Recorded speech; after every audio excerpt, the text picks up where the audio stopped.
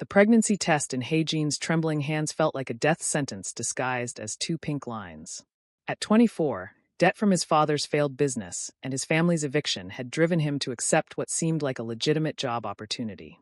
The promised salary of 5,000,000 won per month had been his lifeline, a chance to pull his family from homelessness and his younger siblings from desperation. CEO Kang Hyun-soo, powerful and magnetic, had greeted him in a luxurious penthouse office, his demeanor charming yet unnervingly intense. Heijin had understood this was no ordinary interview. The position required discretion and absolute loyalty. He'd accepted the offered drink to calm his nerves, never imagining it was drugged.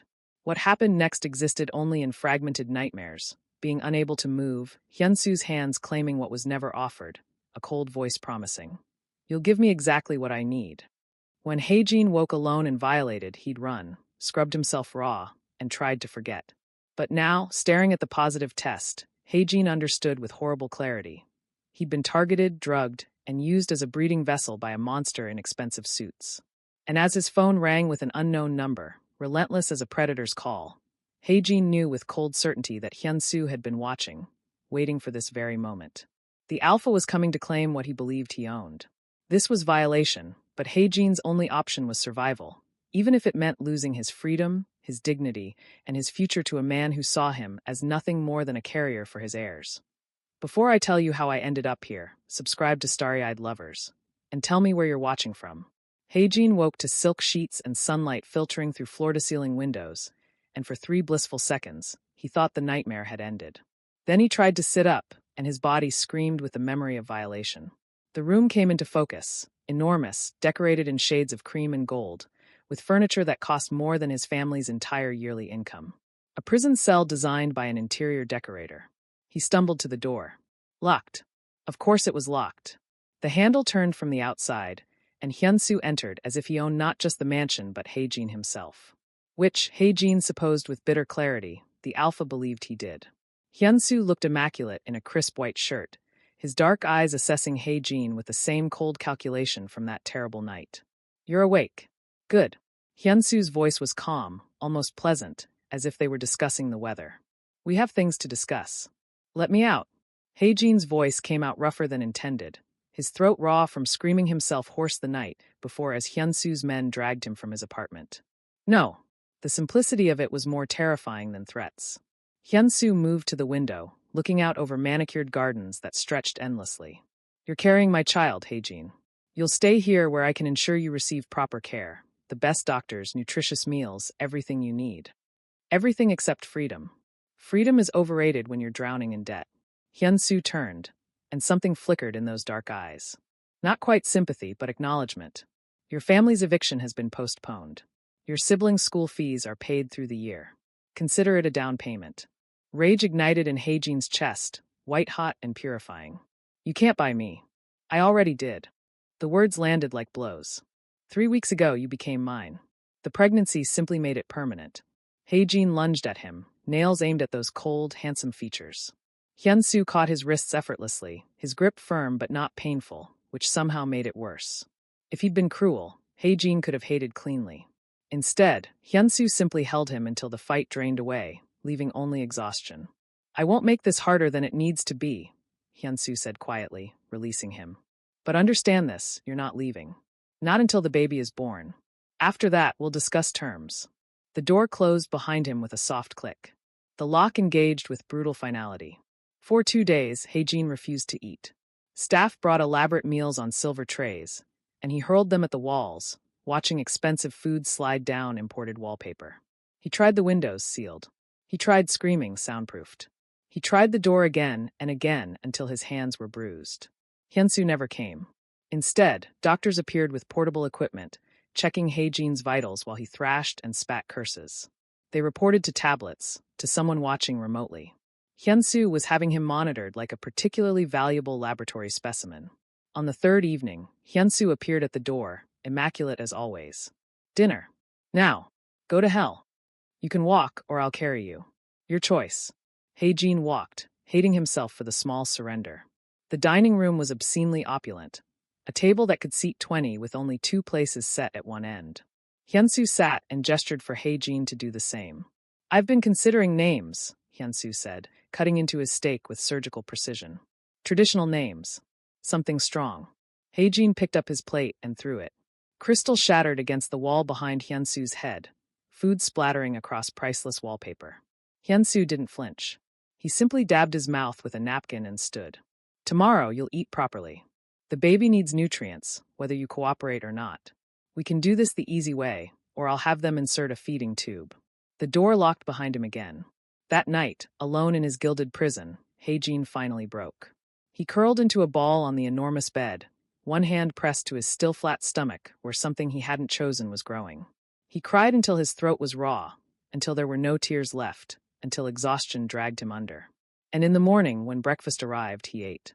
The doctor's office was located in the mansion's east wing, because of course Hyunsu had a fully equipped medical suite in his home.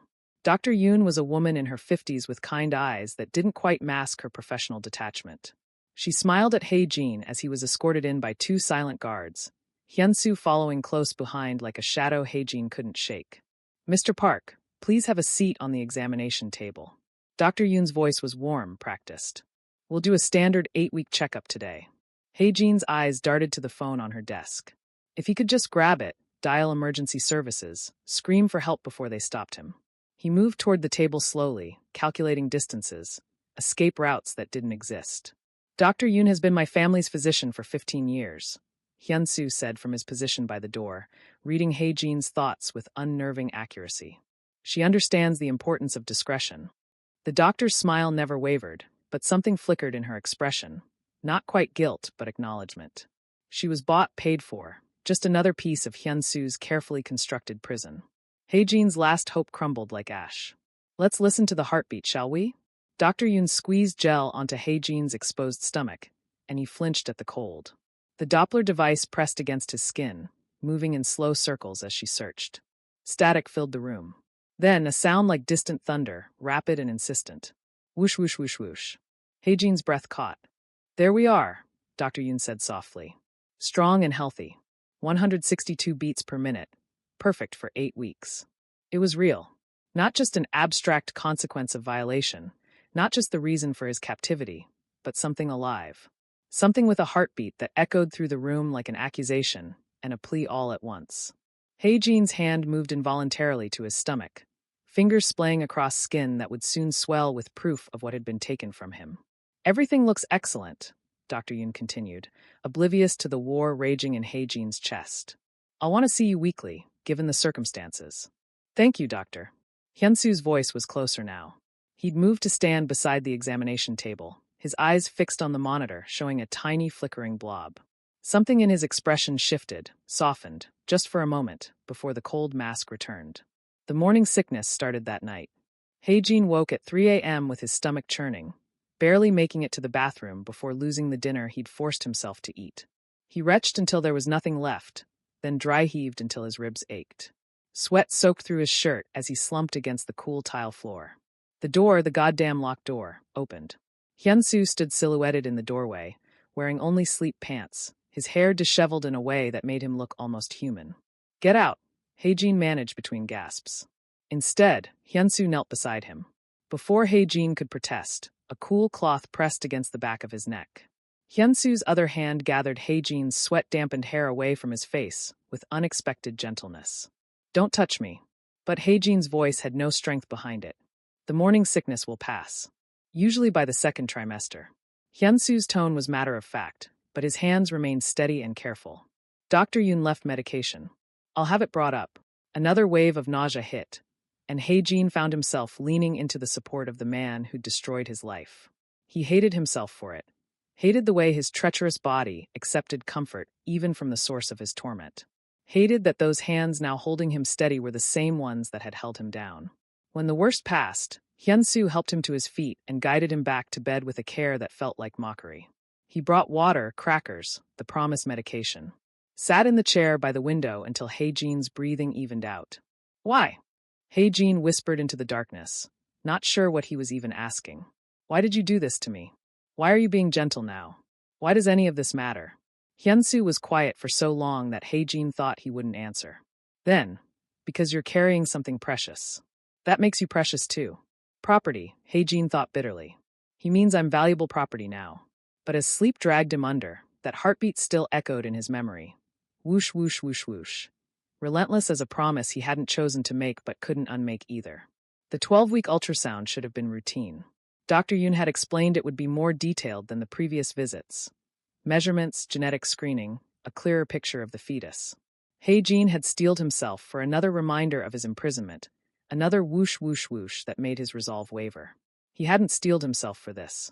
Dr. Yoon's hand stilled on the ultrasound wand, her professional composure cracking for the first time since Hae-jin had met her.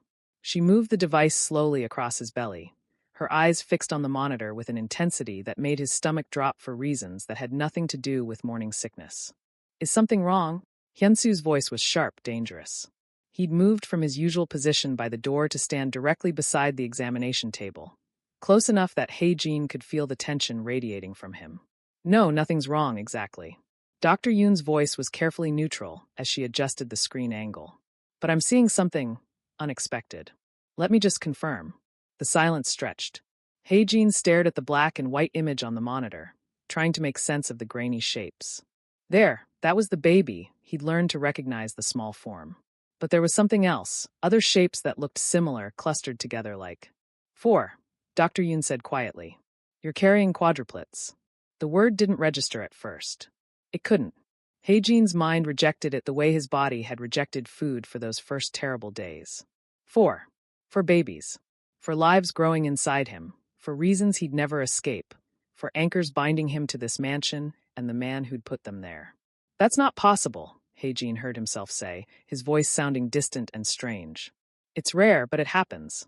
Spontaneous quadruplets occur in approximately 1 in 700,000 pregnancies. Dr. Yoon was in full clinical mode now, a defense mechanism against the shock in the room. Given your omega biology, the odds are slightly higher, but still exceptionally uncommon. I'm seeing 4 distinct heartbeats for separate amniotic sacs. They all appear healthy and developing normally. 4 heartbeats. 4 separate whoosh whoosh whoosh whooshes creating a symphony of Hae-jin's complete and utter entrapment. Hyunsu's hand found Hae-jin's shoulder, and he was too stunned to flinch away. When he looked up, the alpha's face was transformed. Not the cold mask or the calculated charm, but something raw and unguarded. Triumph blazed in those dark eyes, possessive and fierce, but underneath it was something else. Wonder, maybe. Or hunger for something Hae-jin couldn't name. 4, Hyunsu breathed, his fingers tightening. You're giving me 4. Not children. Not babies. For possessions. For proofs of ownership. The distinction made Hae-jin's skin crawl. This changes everything, Dr. Yoon continued, oblivious to the silent war being waged between her patient and his captor. Quadruplet pregnancies are extremely high risk. You'll need to be monitored much more closely. Bed rest will likely be required by the 2nd trimester. The risk of premature birth is. She'll have the best care available, Hyunsu interrupted. Whatever she needs. Whatever they need. She. The casual misgendering was automatic, thoughtless. Hae-jin was too numb to correct it. That night, Hae-jin lay in bed with his hands pressed to his still flat stomach, trying to comprehend the reality of 4. One baby had been an abstract concept, something he could plan around, escape from eventually. 4 babies meant a dangerous pregnancy that would leave him completely dependent on Hyunsu's mercy. 4 babies meant months of bed rest, of vulnerability, of being trapped not just by locks and guards, but by his own body's limitations. The sound of construction woke him 3 days later. Hammering, drilling, voices shouting instructions. When Hae-jin tried his door, he found it unlocked for the first time since his captivity began. He followed the noise through hallways he'd never been allowed to explore, to a wing of the mansion he hadn't known existed. The space was massive, larger than his family's entire apartment had been. Workers swarmed everywhere, tearing down walls, installing what looked like industrial-grade ventilation systems. Hyunsu stood in the center of it all, reviewing blueprints with an architect. 4 separate sleeping areas, Hyunsu was saying. Connected to a central monitoring station here. I want cameras in every corner. Temperature control in each section. Omega babies regulate heat differently. Soundproofing between the sections so they don't wake each other. He looked up and saw Hae-jin standing in the doorway. Something in his expression softened. The nursery. I'm having it designed by the best pediatric specialists in Seoul. They're not even born yet. Hae-jin's voice sounded hollow to his own ears. They will be. And when they are, they'll have everything. Hyunsu moved closer, and Heijin found he didn't have the energy to back away. You'll have everything. I keep my promises, Heijin. I never asked for promises. I asked for freedom. Freedom to do what? Return to poverty? Watch your siblings go hungry. Hyunsu's hand moved to Heijin's stomach, and this time Heijin did flinch. You're carrying 4 lives now. 4 futures. Your freedom became irrelevant the moment you became theirs. The worst part was that he wasn't entirely wrong. By the 4th month, Heijin's body had declared open warfare against him. His belly swelled rapidly with 4 growing lives, throwing off his center of gravity until simple tasks became Herculean efforts. Bending to tie his shoes left him breathless and dizzy. Standing for more than 10 minutes made his back scream. His feet had swollen to twice their normal size, and his ankles looked like they belonged to someone else entirely. He hated needing help. Hated it with a fury that burned hotter than his hatred for Hyunsu himself. But pride didn't bend down to retrieve dropped items, and stubbornness didn't massage away the cramps that seized his calves at 2 a.m. Hyunsu did. It started the night Heijin woke gasping, his calf muscle locked in a vice grip of agony. He'd been trying to breathe through it when his door opened, because of course Hyunsu monitored him, even in sleep. Where? Hyunsu's voice cut through the darkness. Left leg. Calf. Heijin gritted out, too desperate for relief to maintain his usual hostility. Hyunsu's hands found the knot of muscle with surprising precision, working it with firm, practiced pressure until the cramp released. He didn't leave afterward. Instead, he propped Heijin's feet on pillows and continued massaging, working out smaller knots Heijin hadn't even registered. How did you know how to do that? The question escaped before Heijin could stop it. I read. Hyunsu's voice was matter-of-fact. Dr. Yoon provided literature on quadruplet pregnancies. Cramping is common, so is edema, joint pain, and insomnia. Over the following weeks, evidence of Hyunsu's reading appeared everywhere. Pregnancy pillows materialized in configurations Heijin hadn't known existed. Meals shifted to match Dr. Yoon's nutritional recommendations: high protein, low sodium, specific vitamins for fetal brain development. The bedroom temperature was adjusted nightly to account for Heijin's fluctuating body heat. It was suffocating and comforting in equal measure, and Heijin hated himself for noticing the difference. One evening, Hyunsu found him struggling to reach a book on a high shelf, his pregnant belly making the stretch impossible. Without a word, Hyunsu retrieved it, then settled into the chair by the window, his usual position during Heijin's waking hours. What was your childhood like? Heijin asked suddenly, breaking weeks of hostile silence. He wasn't sure why he asked. Maybe because the question had been building since he'd started noticing the way Hyunsu's hands shook slightly when adjusting Heijin's pillows, as if he were handling something unfathomably precious and terrifying. Hyunsu was quiet for so long that Heijin thought he wouldn't answer. Then violent. Brief. My parents were killed when I was 8. Rival faction. They burned our house with my mother still inside. Hyunsu's voice was clinical, discussing violence the way Dr. Yoon discussed fetal development. My father was shot in front of me. He spent 3 hours dying, long enough to tell me that power is the only thing that matters. That love makes you weak, makes you a target. That family must be taken and held, not hoped for. Heijin's hand moved involuntarily to his stomach. That's why I do everything I do. Hyunsu's eyes met his, and for the first time, Heijin saw past the cold calculation to something raw and damaged underneath. I watched my father die begging for mercy that never came because he'd been careless, let his guard down. He loved my mother too much, and it made him stupid. Made him vulnerable. So you decided to never be vulnerable. I decided to never be weak. Hyunsu stood, moving to the window.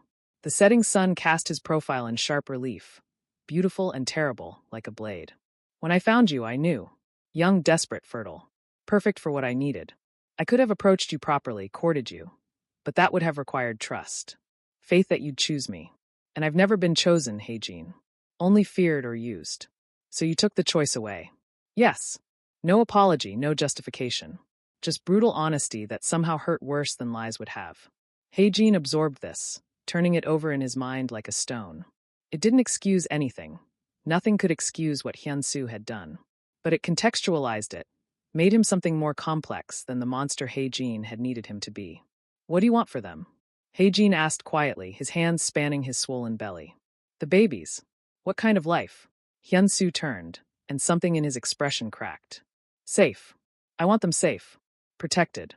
I want them to never know what it's like to watch someone they love die because loving made them careless. You can't protect them from everything. Watch me. Later that night, as Hyun-soo adjusted Hae-jin's pillows for the third time with hands that trembled almost imperceptibly, Hae-jin realized something terrifying. Hyun-soo wasn't just obsessed with the babies. He was terrified. Terrified of failing them, of losing them, of proving his father right about love being weakness.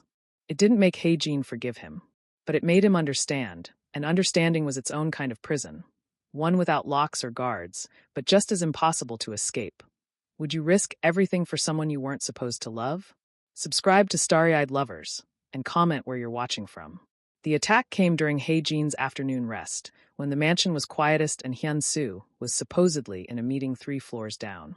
Hae-jin had been drifting in that space between sleep and waking, one hand resting on his considerably swollen belly where 4 separate lives performed their daily gymnastics routine. The window exploded inward. Glass rained down like violent snow. Hae-jin's scream caught in his throat as 3 men in black tactical gear rappelled through the shattered frame with military precision.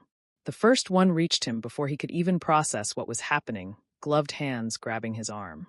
Target acquired. 6 months pregnant, quadruplets confirmed. Moving to extraction point.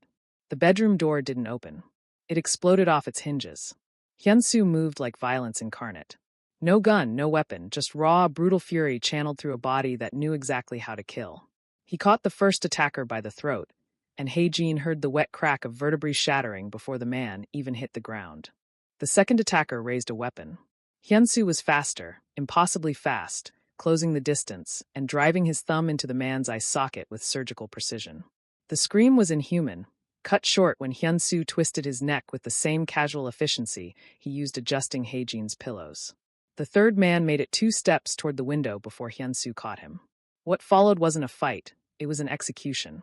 Hyun-soo slammed the attacker's head into the wall once, twice, 3 times, each impact punctuated by cracks that would haunt Hae-jin's nightmares. Blood splattered across expensive wallpaper in abstract patterns. The man's struggles weakened, stopped, but Hyun-soo didn't stop until his skull caved in completely. The entire attack lasted maybe 45 seconds. Silence crashed over the room like a wave. Hyun-soo stood in the center of the carnage, chest heaving, hands dripping red. His white shirt was ruined, painted with arterial spray and brain matter. He looked like something from a nightmare, beautiful and terrible and utterly inhuman. Then his eyes found Hae-jin, and something in them shattered. Are you hurt? His voice was raw, desperate. Did they touch you? Did they? I'm fine. Hae-jin's voice came out steadier than he felt. They didn't. Hyun-soo crossed the space between them, his blood-slicked hands hovering over Hae-jin's body without touching, as if afraid he'd contaminate something pure. The glass. You could have glass cuts. Internal bleeding. Stress could trigger early labor. Dr. Yoon needs to. I'm not hurt. But Hae-jin found himself reaching out, his hand closing around Hyun-soo's wrist. The alpha's pulse hammered beneath his fingers, wild and arrhythmic. Breathe. I'm okay. They're okay. Hyun-soo dropped to his knees beside the bed, his forehead pressing against Hae-jin's swollen belly. His entire body shook like he was coming apart at the seams. If I'd been 30 seconds later. If they'd taken you. If they'd hurt them. But they didn't. Hae-jin's hand moved to Hyun-soo's hair without conscious thought, fingers threading through blood-matted strands. You stopped them. I killed them. Hyun-soo's voice was muffled against Hae-jin's stomach. Right in front of you. I know what you are. And Hae-jin did. Had always known, really, since that first terrible night. But this was different. This violence hadn't been directed at him. It had been directed for him, at threats that would have torn him and his babies away. You're a monster. But right now, you're my monster. The words hung between them, complicated and terrible, and somehow true. Guards flooded the room moments later. 12 men who'd been stationed throughout the mansion, who should have prevented this breach entirely. Hyun-soo rose, and the tender, broken man vanished, replaced by something cold and deadly. Find out how they got in. His voice could have cut steel. Find everyone who knew about this pregnancy. Find their families, their associates, everyone they've ever loved. And make them understand what happens when someone touches what's mine. The guards scattered like leaves before a storm. Dr. Yoon arrived within minutes, her medical bag already open. She examined Hae-jin with clinical efficiency while Hyun-soo watched from the doorway, still covered in blood, still shaking. Everything's fine, she announced finally.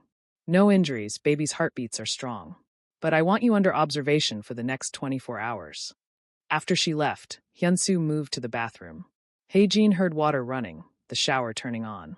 When Hyunsu emerged 20 minutes later, clean and dressed in fresh clothes, he looked almost human again.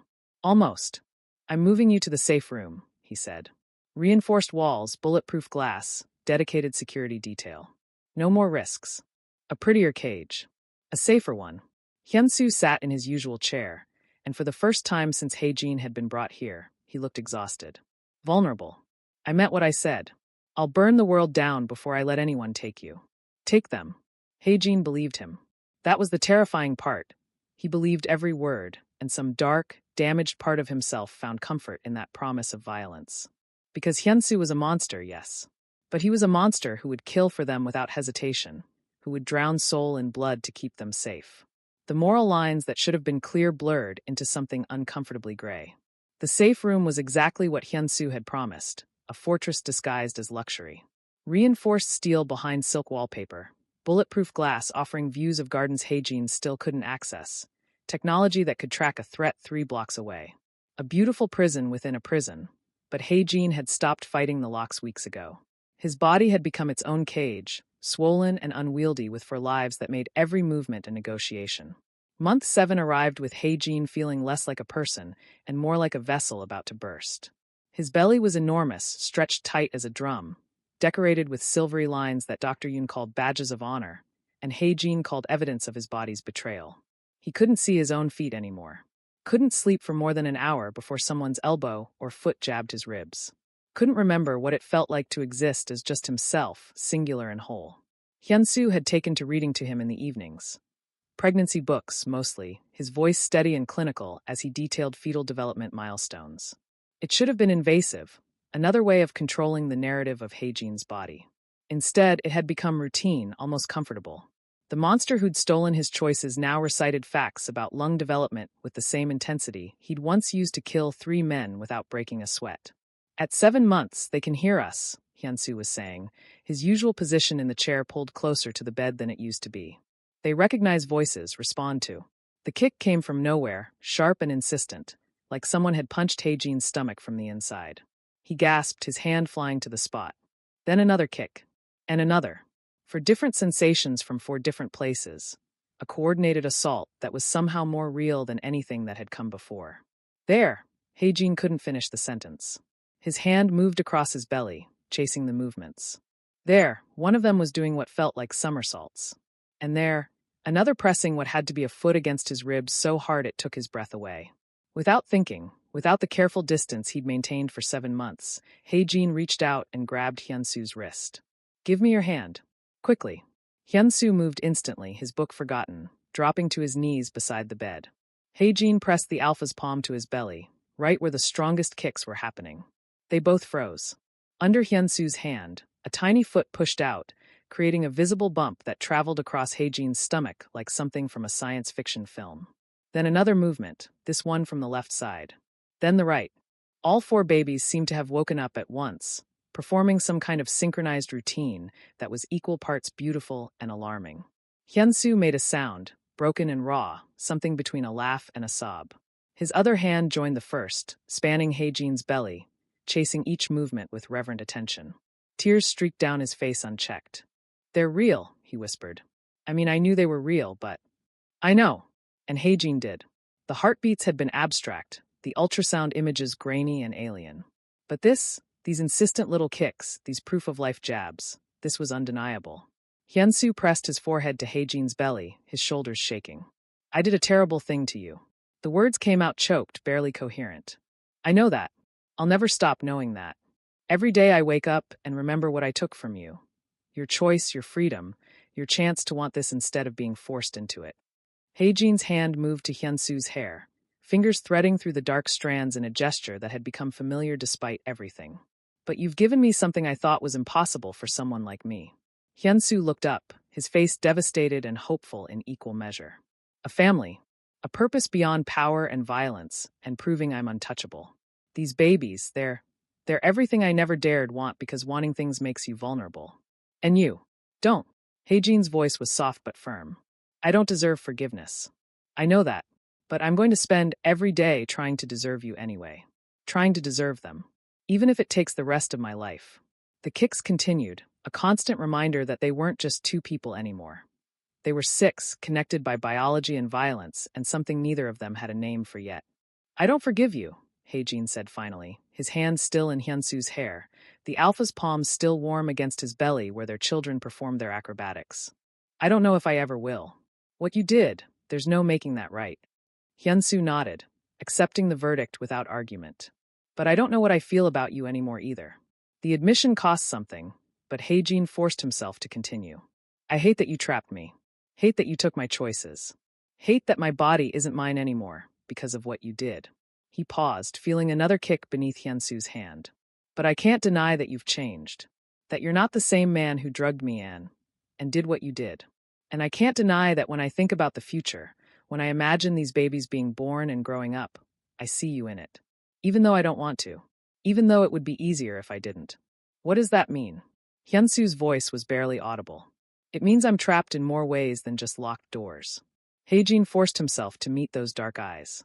It means this is complicated and messy and nothing like it should be. It means I don't have answers. Just four babies who deserve better than parents who started with violence. Then we give them better. Hyunsu's hands tightened on Heijin's belly, protective and possessive. Starting now. The babies kicked agreement, and despite everything, the violation, the captivity, the blood, and the fear, Heijin found himself believing it might be possible. Mrs. Choi had been a fixture in the mansion since Heijin's arrival, a woman in her 60s with steel-gray hair and eyes that missed nothing.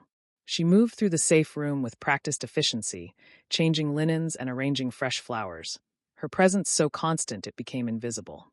Which was why Heijin startled when she closed the door and turned to face him with an expression that was anything but her usual professional neutrality. I need to tell you something, she said without preamble. About Mr. Kong. Heijin struggled to sit up, his enormous belly making the movement awkward. At 8 months with quadruplets, he looked ready to burst. If this is about convincing me to be grateful for my captivity. I watched him torture a man once. Mrs. Choi's voice was matter of fact. The man had stolen from the family. Mr. Kong was 16. His father made him do it, said it was time he learned what power really meant. The man begged for 3 hours before he died. And when it was over, I found the young master in the bathroom, vomiting until there was nothing left. Heijin went still. I'm not telling you this to excuse what he did to you.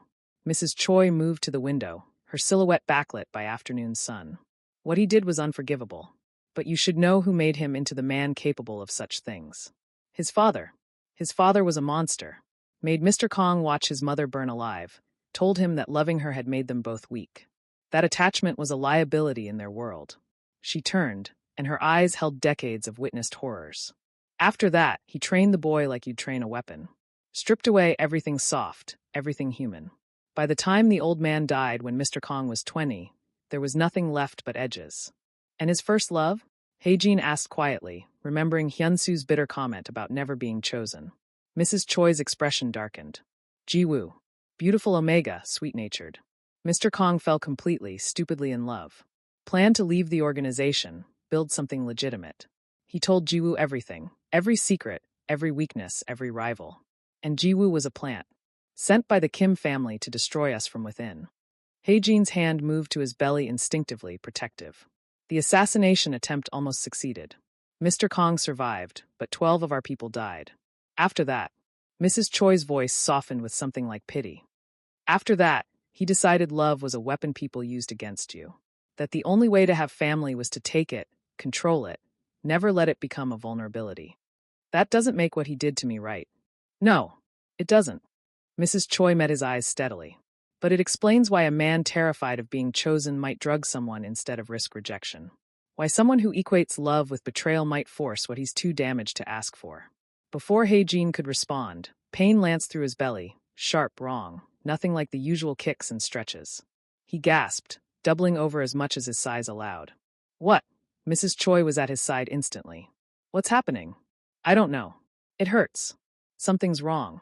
Another contraction seized him, and this time he felt it. The unmistakable tightening of his body preparing for something it was too early to do. Mrs. Choi hit the panic button Hyunsu had installed. Within seconds, the room flooded with people, guards, Dr. Yoon materializing from somewhere, and Hyun-soo, who looked like he'd run up 8 flights of stairs. Contractions, Dr. Yoon announced after a quick examination. You're dilating. This is premature labor. No. Hae-jin's voice came out panicked. It's too early. They're not ready. It's only 34 weeks. Hospital. Now. Hyun-soo was already moving, scooping Hae-jin up despite protests, despite Dr. Yoon's assertion that they should wait for a stretcher. Get the cars. Clear the route. I want trauma teams standing by. The drive was a blur of pain and fear. Hyun-soo held Hae-jin's hand the entire time, his grip crushing, his voice a steady stream of reassurances that sounded like prayers. You're going to be fine. They're going to be fine. Just hold on. Please, just hold on. At the hospital, Hyun-soo's hospital, of course, the one he'd probably bought years ago for moments exactly like this. They pumped Hae-jin full of drugs to stop the contractions. Magnesium sulfate that made him feel disconnected from his own body. Steroids for the baby's lungs in case the worst happened. Hyun-soo never left. He sat beside the bed, both of Hae-jin's hands clasped in his. And for the first time since this nightmare began, Hae-jin saw him completely unraveled. No mask, no control, just raw terror. Don't leave me, Hyun-soo whispered as the drugs started working, as the contractions began to ease. I know I have no right to ask. I know what I did means you should run the moment you can. But please, please don't leave me. Don't leave us. I'm not dying, Hae-jin managed through the medication fog. I don't mean that. I mean after. When they're born and you're recovered, and you have every right to take them and disappear. I know I can't force you to stay. I won't force you. But I'm asking, begging, please give me a chance to be what you and they deserve. The contractions stopped. The baby's heartbeats remained strong. Dr. Yoon pronounced them out of immediate danger, but ordered strict bed rest for the remainder of the pregnancy. As they wheeled Hae-jin back to a private suite, Hyun-soo walked beside the bed, still holding his hand, still looking devastated. And Hae-jin realized with uncomfortable clarity, this wasn't possession anymore. This was something messier, more genuine, more terrifying. This was love, or Hyun-soo's broken version of it, desperate and damaged but undeniably real. The attack happened between the mansion and the hospital, on a stretch of road Hyun-soo's security had deemed safe after 3 weeks of the same route for Hae-jin's increasingly frequent checkups. At 36 weeks with quadruplets, every day felt like borrowed time. Dr. Yoon had been shocked they'd made it this far, that Hae-jin's body had held on despite every statistical probability screaming otherwise. The convoy consisted of 3 armored vehicles. Hae-jin rode in the middle one with Hyun-soo for guards and enough firepower to start a small war. It should have been enough. It wasn't. The explosion came from underneath, flipping their vehicle like a toy. Hae-jin felt himself airborne for a sickening moment before the world became a chaos of twisted metal and screaming. His seatbelt held, but his belly slammed against the restraint hard enough to make him cry out. Beside him, Hyun-soo was shouting orders, trying to shield Hae-jin's body with his own as gunfire erupted outside. The door was torn open. Hands grabbed Hae-jin, dragging him from the wreckage despite Hyun-soo's roar of fury. Hae-jin caught a glimpse of the alpha fighting 3 men at once, blood streaming from a gash on his temple, before something struck the back of his head and darkness swallowed everything. He woke to concrete beneath his cheek and the overwhelming smell of mildew and rust. The room was a basement, stripped bare except for a single chair and a camera on a tripod pointed directly at him.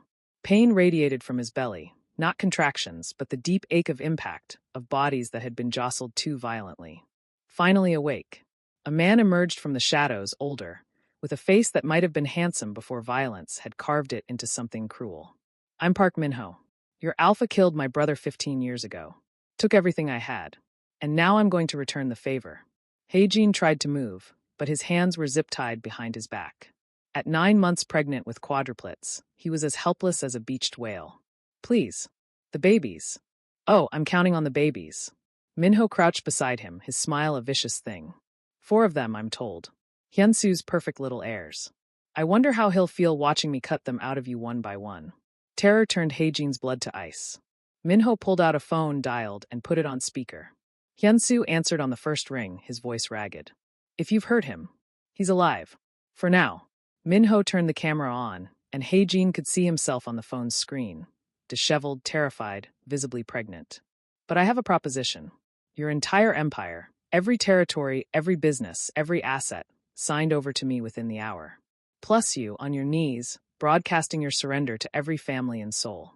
Do this, and maybe I let him live long enough to birth your bastards before I kill them. Done. Hyunsu's response was immediate, no hesitation. I'll sign everything. I'll broadcast whatever you want. Just don't hurt them. Please. Minho's smile faltered.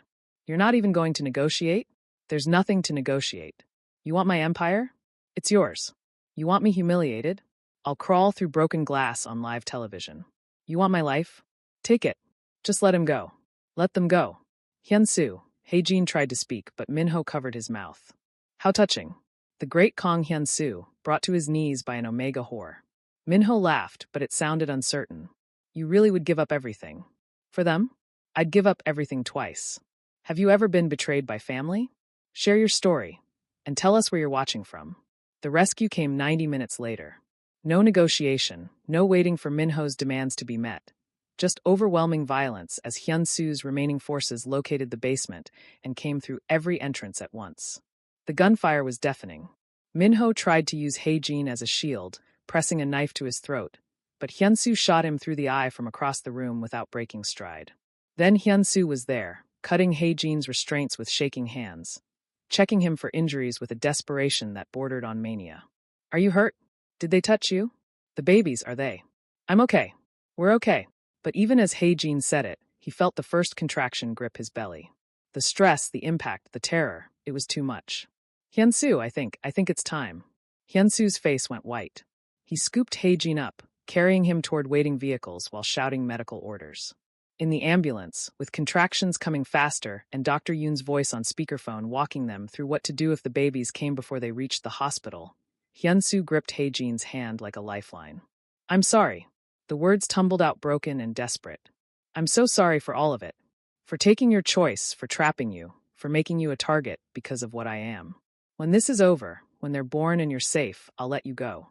I'll give you everything, money, protection, a new identity if you want. You can disappear to anywhere in the world, take them somewhere I can never find you. I won't trap you anymore. I just need to know you're safe. That they're safe. Another contraction seized Haejin, but through the pain, he found Hyunsu's eyes. What if I don't want to disappear? What? What if? Haejin gasped as the contraction peaked. What if I want to stay? Not because you're forcing me, not because I have no choice, but because I'm choosing it. Choosing you.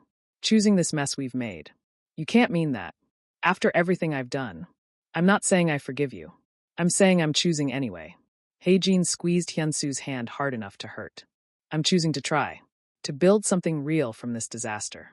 To give these babies parents who chose each other, even if the beginning was wrong. Hyunsu's face crumpled.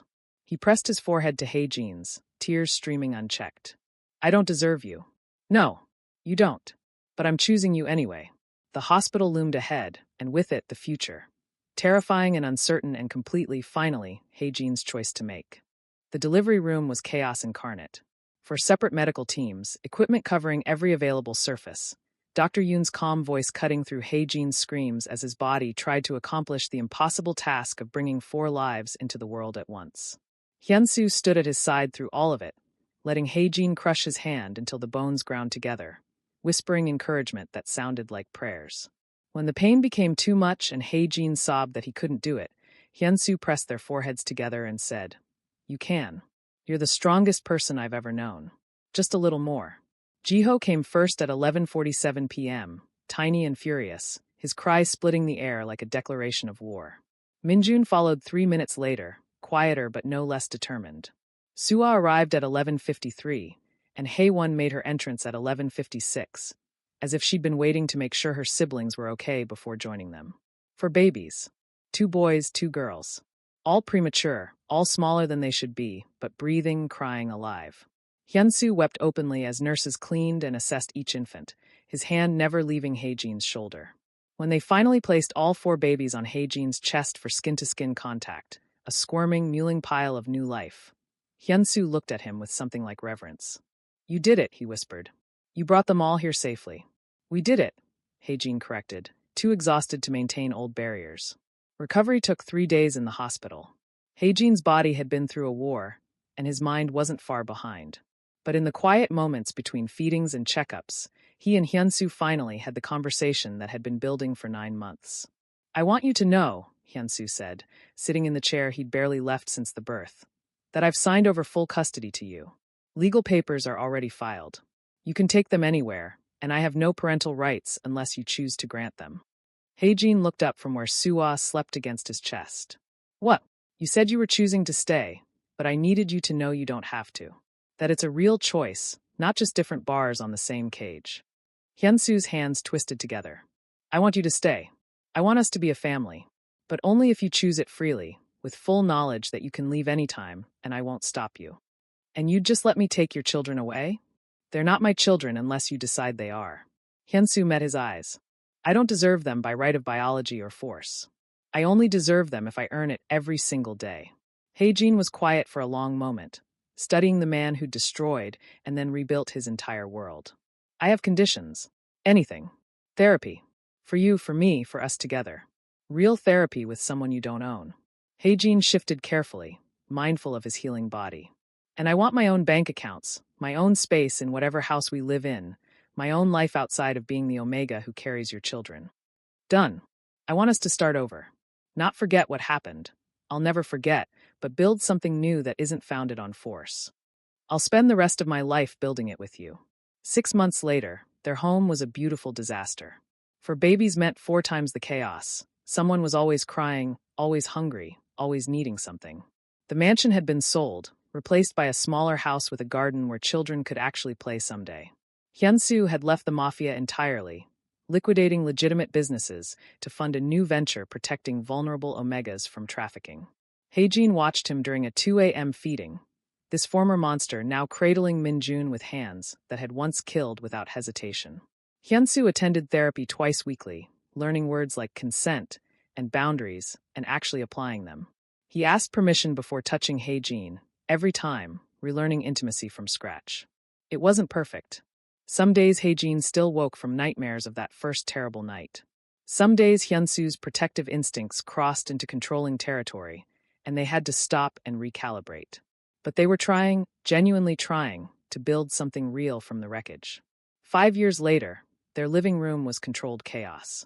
Jiho was explaining an elaborate game to his sisters while Min-jun quietly built a block tower.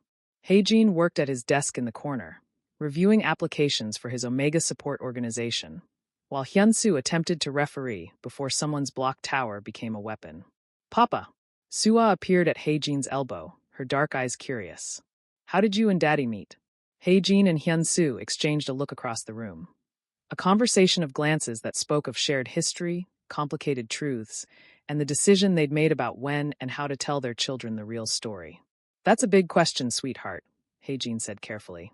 Hyunsu joined them, lifting Soo-ah into his arms. We'll tell you the whole story when you're older. But the short version is this. We didn't meet in a good way.